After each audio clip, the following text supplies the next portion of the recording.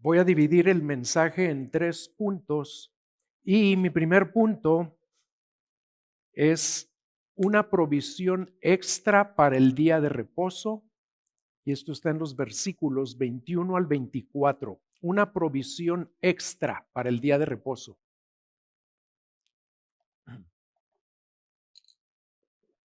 Como ya dijimos antes, el pueblo de Israel se encontraba en una travesía físicamente ardua y hasta peligrosa en medio del desierto. Pero Dios estaba usando esas dificultades, así como usa los problemas en nuestras vidas, para santificarlos, para hacerlos un pueblo que reflejara su carácter. Hablando del propósito espiritual de la experiencia de Israel en el desierto, un padre de la iglesia del siglo I dijo esto: Moisés, por mandato de Dios, guió al pueblo a través de largos rodeos por el desierto, a fin de que mediante la disciplina de 40 años y la novedad de una cambiada manera de vivir, pudiera desarraigar los males que se habían aferrado a ellos por su larga familiaridad con las costumbres de los egipcios. Y ese cambio en su manera de vivir iba a ser más profundo de lo que los israelitas se imaginaban. Lo primero que vemos en el versículo 21 es que tenían que recoger el maná, ese alimento totalmente nuevo que era pan del cielo, pero lo tenían que recoger durante la mañana. No dice las horas, simplemente antes de que el sol calentara mucho, porque cuando el sol calentaba, se derretía. Y esto le iba a impedir al pueblo de Dios caer en la pereza, porque si querían comer, tenían que levantarse temprano para ir a recoger el maná. Y tenían que recoger no nada más para el desayuno, sino ¿cuánto? Para todo el día, lo que Dios les había dicho ya. En otras palabras, si algún israelita perezoso no se levantaba a tiempo para recoger su pan diario, se iba a quedar sin comer ese día. Y eso es congruente con lo que la Biblia nos enseña muchas veces en varios libros, sobre todo en el libro de Proverbios, que hay una fuerte relación entre la pereza y el hambre. Vean, por ejemplo, Proverbios 19:15, ahí dice: la pereza hace caer en profundo sueño y el alma ociosa sufrirá hambre. Y en el Nuevo Testamento, por medio de Pablo, Dios nos habla de lo mismo y nos manda algo que para algunos, sobre todo para las mamás consentidoras, debo agregar, se les hace muy drástico. Vean lo que dice 2 de Tesalonicenses 3:10. Porque aun cuando estábamos con ustedes les ordenábamos esto: si alguien no quiere trabajar, que tampoco coma. Y eso es exactamente lo que Dios le está enseñando a los israelitas al proveerles el maná solo durante unas cuantas horas por la mañana. En el versículo 22 leemos que el sexto día recogieron doble porción de alimento, porque esa fue la instrucción que Dios ya les había dado por medio de Moisés desde el versículo 5, que lo vimos la semana pasada. Esto les había dicho: en el sexto día, cuando preparen lo que traigan, la porción será el doble de lo que recogen diariamente. Y aunque el texto no lo dice, lo más probable es que el sexto día el maná era mucho más abundante que los demás días. ¿Por qué? Porque los jefes del pueblo parecen haberse sorprendido al recoger la doble porción y vinieron y se lo contaron a Moisés. Y Moisés les respondió que tenía que ver con otro cambio que iba a ser un elemento esencial de su nueva manera de vivir y de su relación con Dios. Vean el versículo 23. Aquí está Moisés hablando el sexto día, cuando vinieron a decirle que habían recogido el doble del maná.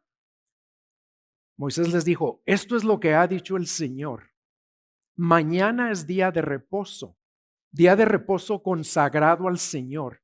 Cuezan lo que han de cocer y hiervan lo que han de hervir, y todo lo que sobre, guárdenlo para mañana.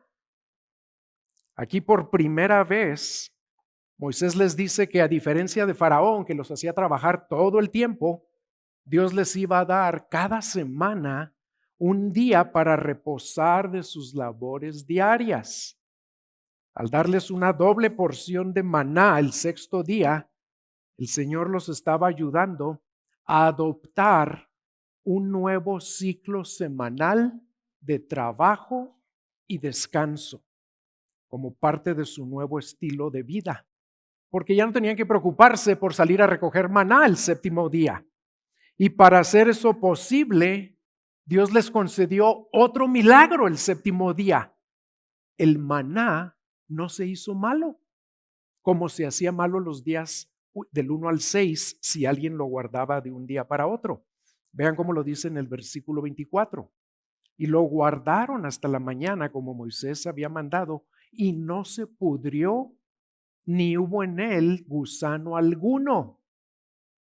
Y aunque de esto hablaremos más adelante, cuando veamos los 10 mandamientos, debemos tener cuidado de no ser prontos en restarle importancia a guardar el día de reposo, argumentando que eso era parte de la ley ceremonial del Antiguo Testamento, como dicen algunos cristianos, o que ya no estamos bajo la ley, ahora estamos bajo la gracia, así que no hay que guardar ningún día. Nuestro texto nos muestra que la ordenanza de guardar el día de reposo, Dios se las dio antes de darles la ley. Entonces esto no viene directamente de la ley, que ahí la va a repetir, pero viene desde antes y viene todavía de mucho más atrás que lo que vemos en este pasaje. Esta ordenanza viene de la creación del universo. En Génesis 2:1, que empieza con esta declaración: así fueron acabados los cielos y la tierra y todas sus huestes. Y luego en los siguientes 2 versículos se revela el principio del día de reposo como parte del ciclo de Dios mismo. Así es como Dios trabajó y descansó. Véanlo ahí en Génesis 2, versículos 2 y 3. En el séptimo día ya Dios había completado la obra que había estado haciendo y reposó en el día séptimo de toda la obra que había hecho. Dios bendijo el séptimo día y lo santificó, porque en él reposó de toda la obra que él había creado y hecho. El día de reposo es un día especial, es un día santo, apartado por Dios mismo, porque ahí dice que Dios lo santificó. Y guardar el día de reposo es lo que entre los teólogos se conoce como una ordenanza basada en la creación. ¿Y saben qué quiere decir eso? Que es un mandamiento que no nada más se le iba a aplicar a los israelitas, como está basado en la creación, antes de que existiera cualquier pueblo, es un mandamiento para todos los pueblos. ¿Por qué? Porque es un mandamiento para los seres que Dios iba a crear a su imagen y semejanza. De hecho, este mandamiento, dice un autor, es parte de lo que significa ser un ser humano. Dios trabajó por 6 días y luego descansó en el séptimo. Y eso estableció el patrón a seguir para todos aquellos que fuimos creados a su imagen. Guardar el día de reposo es una de las cosas que nos distingue de todas las demás criaturas. De hecho, solo nosotros podemos seguir ese patrón imitando a Dios.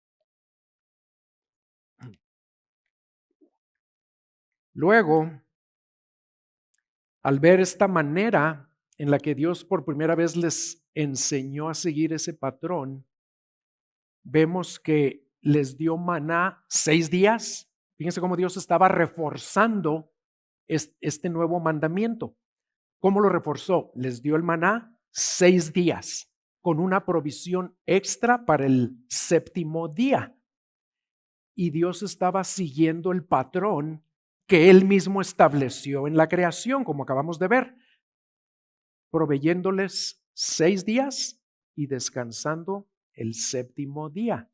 Cierto autor lo dijo de esta manera, dijo, no es simplemente que el día de reposo es observado por los israelitas, en el sentido de que ellos se abstuvieron de salir a recoger el maná. Es Dios quien cesó de trabajar para que ningún maná fuera encontrado el séptimo día. Dios fue el primero que se abstuvo de trabajar ese día, de proveerles alimento ese día. Y aunque hablaremos de esto más a fondo cuando lleguemos a Éxodo 20, los animo a empezar a examinar nuestros corazones en relación a este ciclo de trabajo y descanso que, recuerden, lo estableció Dios, no las culturas, no la sociedad, no el hombre. Y la primera pregunta que debemos estar meditando, y ya hablaremos más de eso, es ¿qué tan importante es para nosotros este ciclo de trabajo y descanso? Y eso nos lleva al punto número 2. El día de reposo también es provisión de Dios. Y esto está en los versículos 25 al 30. Al igual que algunos de nosotros, los israelitas también batallaron para guardar el día de reposo. Desde el primer día en que debieron guardarlo, les fue difícil entenderlo y más difícil aún obedecerlo.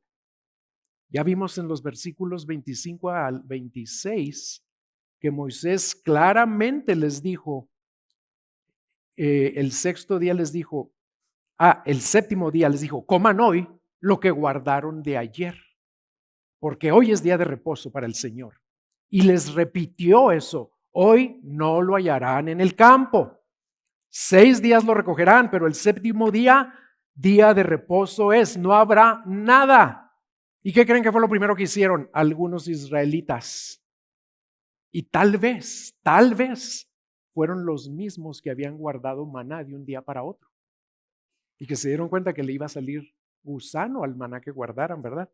Pues ¿qué hicieron estos nenes? En el séptimo día, algunos del pueblo salieron a recoger, pero no encontraron nada. Los israelitas que salieron a recoger maná el séptimo día, claro que fueron culpables de quebrantar el día de reposo, pero también fueron culpables de algo más grave, de algo más profundo. Quebrantar el día de reposo, ¿saben qué era? Era el pecado superficial, era el síntoma, pero había un pecado raíz, había un pecado más al fondo, un pecado invisible. ¿Y saben cuál era? Que no confiaron en la palabra de Dios, que es lo mismo que decir que no confiaron en quién, en Dios mismo. Las instrucciones dadas por Moisés fueron muy claras. El problema no fue que no habían entendido o que no habían escuchado lo que Moisés les dijo. El problema fue que salieron a buscar maná porque no confiaron en Dios, no confiaron en su palabra.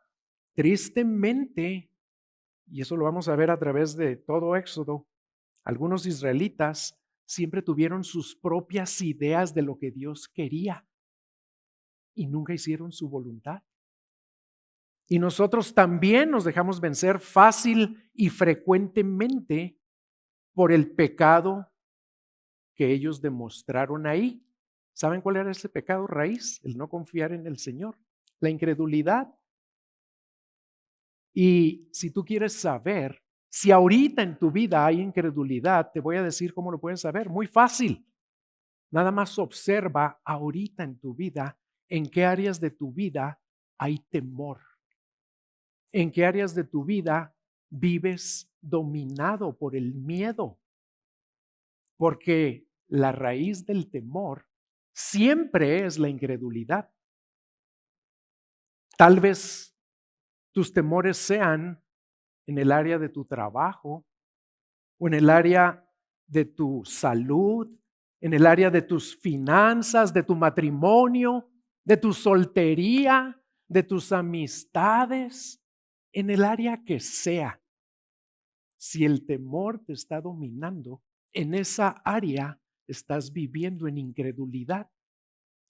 no le estás creyendo al Señor que Él te va a proteger y a proveer. No estás confiando en Él. Si el Señor te lo está mostrando, confiésaselo y pídele que te ayude a creer con todo tu corazón que si tienes a Cristo, ya lo tienes todo por medio de Él. Pídele al Señor que te ayude a creer con toda el alma preciosas palabras como las que aparecen en Romanos 8:32. El que no escatimó a su propio Hijo, sino que lo entregó por todos nosotros, ¿cómo no nos dará también con Él todas las cosas? Que el ejemplo de los israelitas nos ayude a recordar siempre que no basta con conocer o con entender la palabra de Dios. ¿Qué es lo que Dios espera de nosotros? Que la creamos y, ¿cómo creen que se demuestra que lo creemos? Que la obedezcamos. Eso es lo que el Señor espera de nosotros. Para evitar que llegue un día, el Señor nos libre a todos de que llegue un día cuando el mismo Señor Jesucristo nos diga lo que le dijo a ciertos judíos en Lucas 6:46. ¿Por qué ustedes me llaman Señor, Señor, y no hacen lo que les digo? El Señor no pasó por alto la incredulidad y la desobediencia de los israelitas, sino que en el versículo 28 respondió con una pregunta retórica que comunica su exasperación. ¿Hasta cuándo se negarán ustedes a guardar mis mandamientos y mis leyes?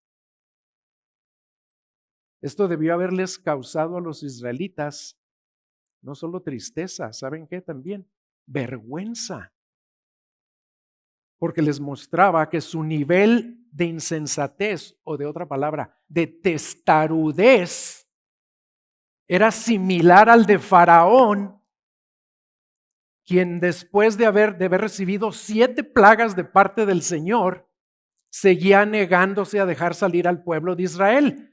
Y Dios le hizo una pregunta casi idéntica que la que le hace ahora a los israelitas, que es una pregunta retórica, ¿verdad? El Señor no espera respuesta.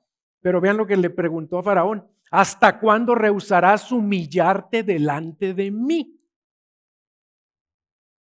Que el Señor nos ayude a que nunca tenga que preguntarnos un ¿hasta cuándo?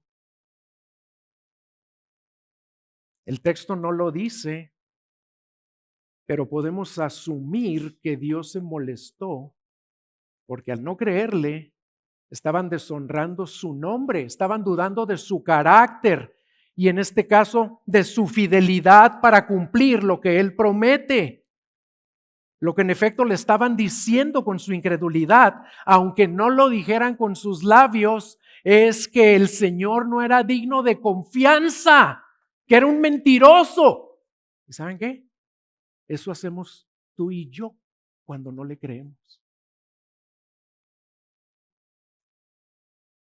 Y creo que con el fin de ayudarlos a ver su insensatez y a recapacitar, en el versículo 29 Moisés les declara algo de suma importancia en cuanto al día de reposo y que es muy fácil pasar esto por alto si simplemente lo leemos a prisa.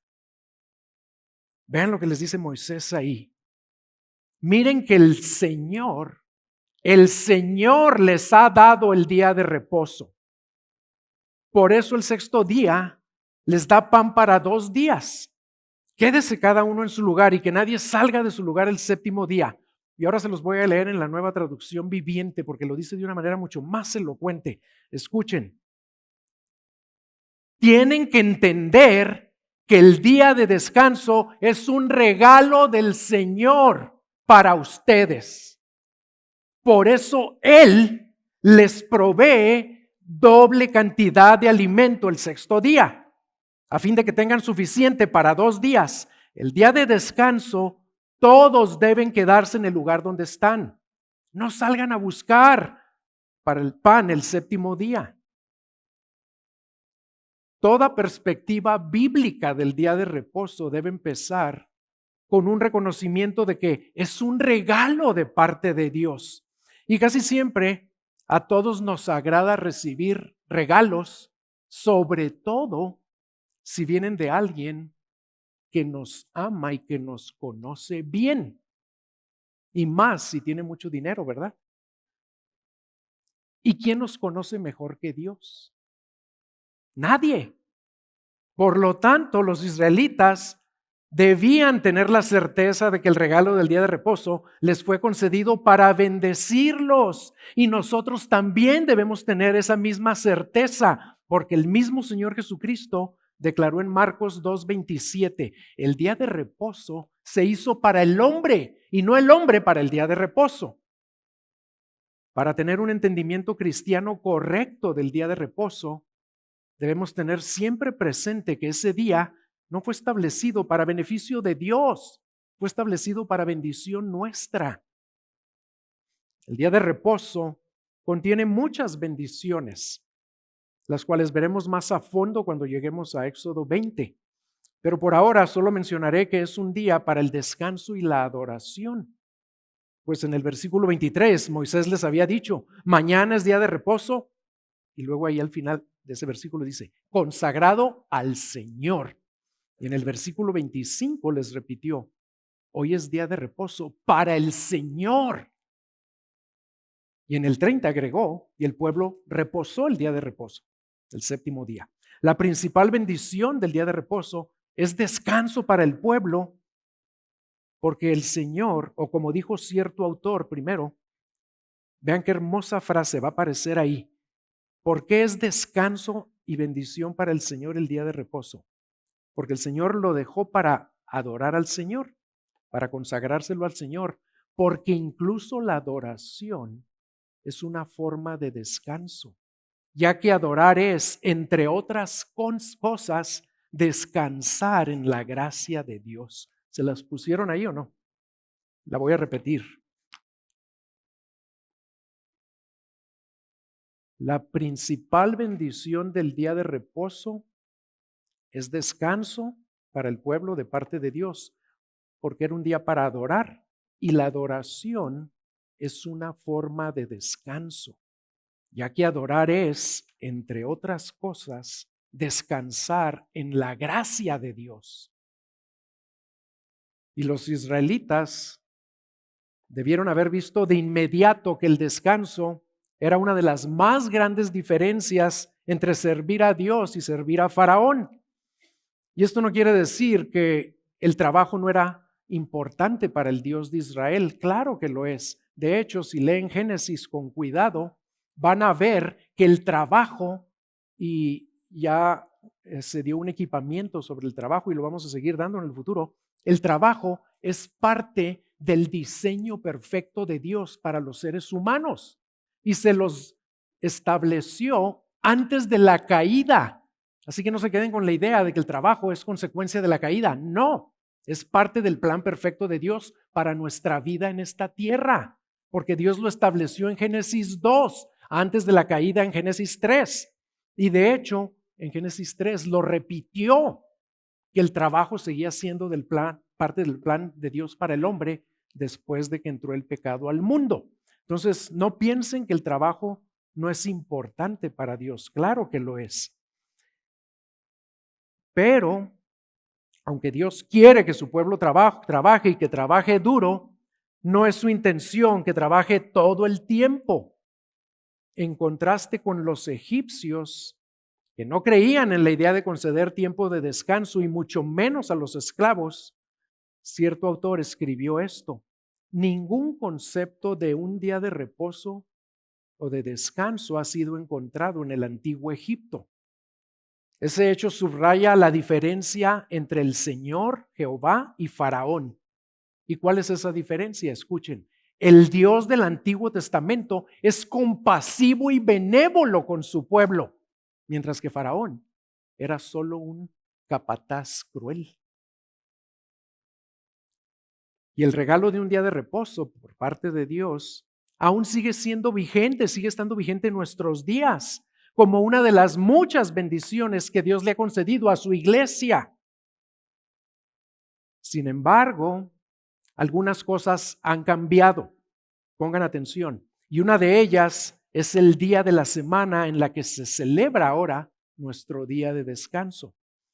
El día de reposo en el Antiguo Testamento era el séptimo día, pero en el Nuevo Testamento el día designado para la adoración y el descanso es el primer día de la semana, porque ese fue el día que el Señor Jesucristo resucitó de entre los muertos.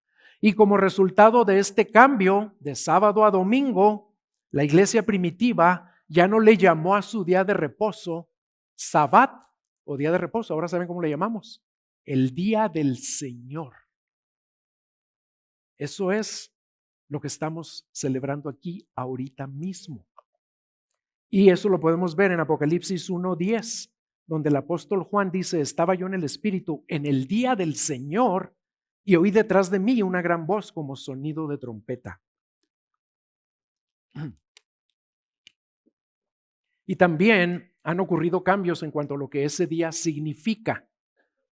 El día de reposo del Antiguo Testamento miraba hacia atrás, como ya dijimos, miraba al Éxodo, y también miraba a la creación del universo, pero también miraba hacia adelante. En el futuro cercano, los israelitas miraban hacia la tierra prometida, Canaán, hacia el descanso en esa tierra. Y al mismo tiempo, el Sabbat anticipaba la venida de un Salvador. Y, en este sentido, también era un tipo que apuntaba al Señor Jesucristo, porque ya vimos que Cristo es el cumplimiento de todos los tipos y de todas las profecías mesiánicas del Antiguo Testamento. Cuando el pueblo de Dios descansaba en el séptimo día, estaban anticipando un descanso glorioso, un reposo eterno. Y lo maravilloso es que Dios, a ustedes y a mí, ya nos cumplió esa promesa al haber enviado a su Hijo Jesucristo, quien en Mateo 11:28 hizo esta maravillosa invitación: vengan, vengan a mí todos los que estén cansados y cargados, y yo los haré descansar. Cuando respondemos a ese llamado y venimos a Jesús en fe y arrepentimiento, se nos concede. Entramos a ese reposo de Dios, a ese descanso de Jesucristo, el cual debemos entender muy bien para realmente apreciarlo y disfrutarlo, porque ¿saben cuál es una tragedia? Así se le debe llamar, una tragedia, que muchos cristianos ya lo tienen y no lo disfrutan. ¿A qué se refiere este descanso que promete Cristo? Se refiere a que al ser salvos solo por la fe en Él, dejamos de tratar de ganarnos la salvación por medio de nuestras obras y descansamos de la ansiedad y de la tremenda fatiga que genera el esforzarnos por ser lo suficientemente buenos para Dios, porque nunca se logra eso. En lugar de ello, ahora descansamos en lo que Jesús ya hizo al obedecer de manera perfecta la ley de Dios, al morir en la cruz y al resucitar de entre los muertos por mí y por ti, si tú ya eres de Cristo. Cuando nosotros celebramos el Día del Señor, todavía estamos mirando hacia atrás, pero también hacia adelante. Miramos hacia atrás, pero ya no principalmente a la creación. ¿Saben hacia dónde miramos? Hacia la resurrección del que nos ha concedido este descanso, hacia esa obra terminada de Cristo a nuestro favor. Y también miramos hacia adelante a nuestro descanso eterno, el cual se menciona en Hebreos 4:9. Queda por tanto un reposo sagrado para el pueblo de Dios. Nuestro día de reposo semanal es un día tanto para recordar como para aguardar, para anticipar con esperanza el regreso de Cristo. Y un teólogo lo dijo así: Dios quiere que veamos el descanso final, la consumación que Él tiene guardada para sus hijos, como un grandioso e interminable descanso sabático.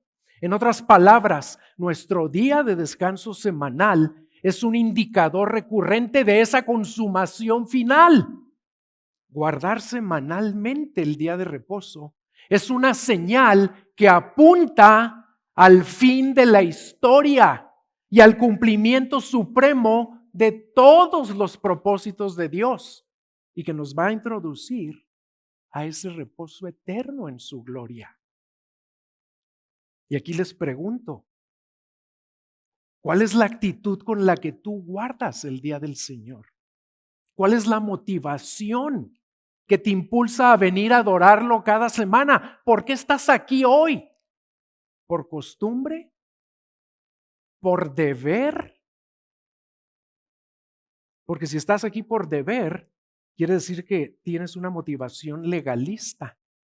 Lo haces porque es un mandamiento nada más y porque quieres que Dios te bendiga o que no te castigue si no lo haces.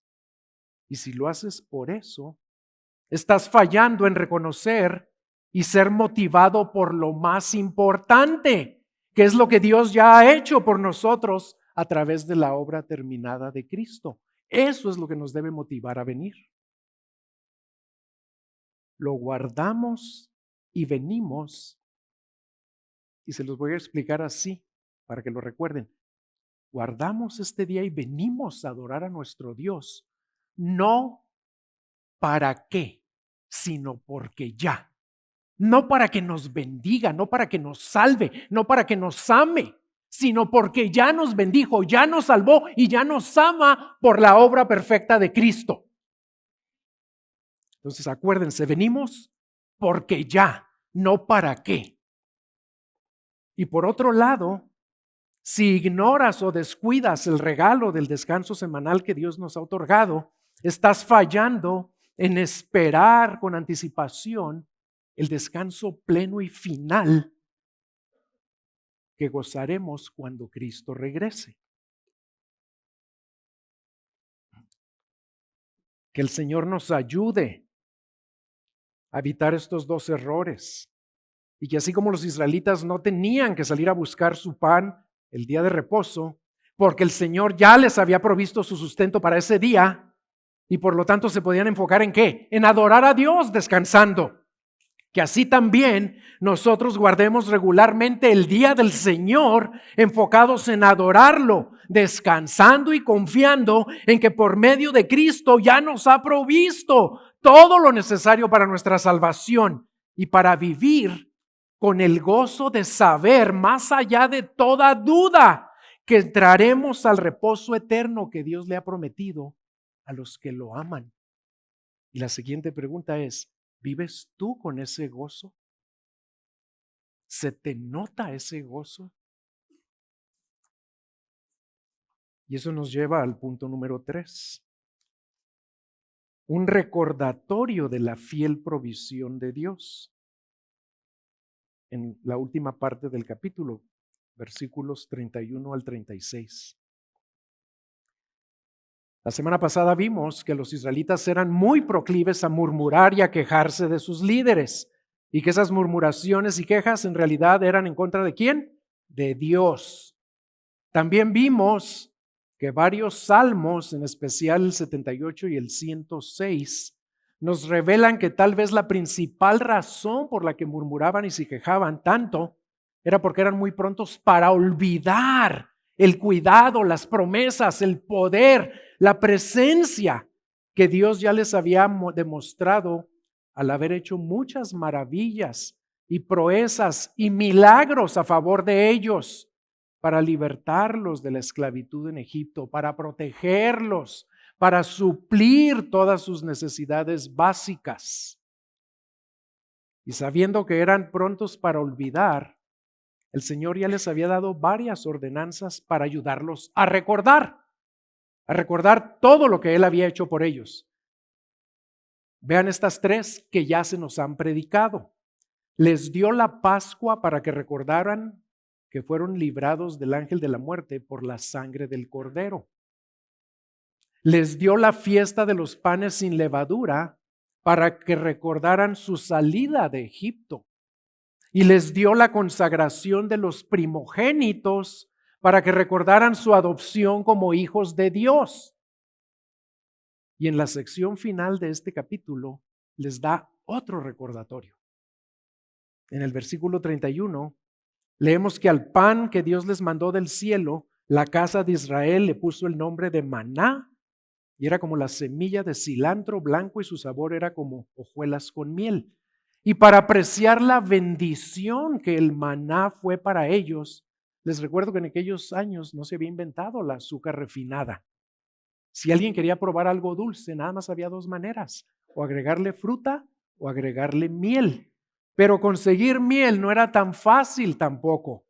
Y los israelitas no habían tenido el lujo, y menos al ser esclavos, de probar galletas con miel, porque eso era el maná, como una galleta delgadita, una hojuela. Otra manera de traducirlo es una galleta delgadita. Ellos simplemente comían y mencionan las verduras y la cebolla, qué mal gusto tenían, ¿verdad? Y menos aún de endulzarlas con miel, no podían, ellos no conocían ese lujo. Por lo tanto, el hecho de que el maná se describa como que sabía hojuelas con miel, según cierto autor, era equivalente a decir, escuchen esto, que el maná era el alimento más delicioso que te pudieras imaginar. Y eso no nos debería sorprender, porque ya dijimos la semana pasada que era también que pan del cielo o pan de ángeles. Y otro detalle interesante es que por saber a miel, con el maná Dios le estaba dando al pueblo de Israel una probadita de la tierra de Canaán, que la Biblia dice que es una tierra que fluye con leche y miel. Qué bueno es Dios, ¿verdad? Y luego en los versículos 32 al 34, Dios le manda a Moisés que se guarden unos 2 litros llenos de maná para sus generaciones, para que vean el pan que yo les di de comer en el desierto cuando los saqué de la tierra de Egipto. Y Moisés le dijo a Aarón que tomara una vasija, que pusiera ahí los 2 litros y lo colocó delante del Señor. Tal como el Señor ordenó, así lo colocó Aarón para que fuera guardado. La instrucción de colocarlo delante del Señor se refería a ponerlo delante del lugar o del objeto que en esos días simbolizaba la presencia de Dios, porque todavía no se había construido el tabernáculo. Eso lo vamos a ver más adelante, ni el arca. Posteriormente el maná se iba a colocar dentro del arca del pacto. Y de manera milagrosa, el Señor preservó o evitó que esa muestra de maná se echara a perder. Y esa muestra se convirtió en uno de los tesoros nacionales de Israel. El maná sirvió como un recordatorio, además de las otras cosas importantes que su pueblo debía recordar, que ya las mencioné. Dios quería que recordaran su provisión, no nada más que los liberó de Egipto, sino que les proveyó para sus necesidades básicas siempre. Dios quería que su pueblo recordara lo bien que cuidó de ellos en el desierto, dándoles su pan diario por 40 años, hasta que llegaron a los límites de la tierra de Canaán, hasta que entraron a la tierra prometida. Y eso lo vemos en Josué 5, 11 y 12. Vean qué fiel es el Señor. El día después de la Pascua, dice Josué 5:11, ese mismo día comieron del producto de la tierra. Ya había alimento disponible. Comieron panes sin levadura y cereal tostado. Y el maná cesó el día después que habían comido del producto de la tierra. ¿Por qué? Ya no tuvieron más maná los israelitas porque comieron del producto de la tierra de Canaán durante aquel año. El Señor les dio el maná como recordatorio y a nosotros nos ha dado la cena del Señor. El maná era pan del cielo para satisfacer sus necesidades físicas, su más grande necesidad en el desierto. La cena del Señor nos recuerda el verdadero pan del cielo, el cuerpo y la sangre que Cristo vino a dar para satisfacer nuestra más grande necesidad espiritual. En conclusión, si tú ya has respondido a la invitación que Cristo les hace a todos los que están cansados y cargados, prometiéndoles que Él los hará descansar, si ya le has entregado tu vida en fe y arrepentimiento, entonces Él ya te ha concedido no solo la salvación y todo lo que incluye, sino además el descanso más maravilloso y reconfortante que un ser humano pueda llegar a disfrutar en esta vida. El descanso que viene de ya jamás tratar de ganarte tu salvación por medio de tus buenas obras. Y el descanso de la ansiedad y la fatiga y la frustración que te producía el esforzarte por ser lo suficientemente bueno para entrar al cielo y nunca lograrlo. Así viví yo por 23 años de mi vida. Pero ahora puedes descansar en que ya eres salvo y justo delante de Dios, y no por tu desempeño o esfuerzo, sino únicamente por tu fe en el desempeño perfecto de Cristo a tu favor, porque Él vivió una vida de obediencia perfecta por ti, porque Él murió en la cruz por ti y porque Él resucitó de entre los muertos por ti. Y creo que la principal aplicación de estas preciosas verdades es creerlas de todo corazón. Creer que así como el día de reposo los israelitas ya no tenían que ocuparse en salir a recoger su pan diario. ¿Por qué? Pues porque el Señor ya se los había provisto el día anterior y por lo tanto se podían dedicar a descansar y a adorar a Dios.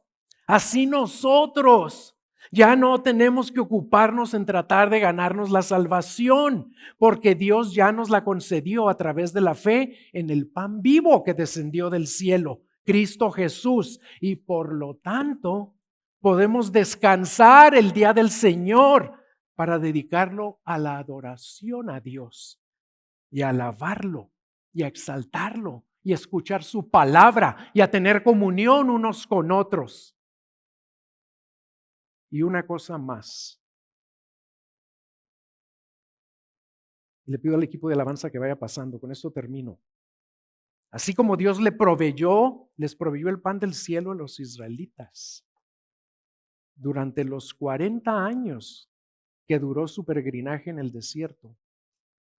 Así el pan vivo que descendió del cielo, nuestro Rey Jesucristo, proveerá para todas nuestras necesidades y estará con nosotros todos los días de nuestro peregrinaje en el desierto que esta vida representa, porque Él mismo nos lo prometió con las últimas palabras que pronunció en el Evangelio de Mateo. Vean Mateo 28:20 al final. Y recuerden, yo estoy con ustedes. ¿Cuándo? Todos los días hasta el fin del mundo. Vamos a orar.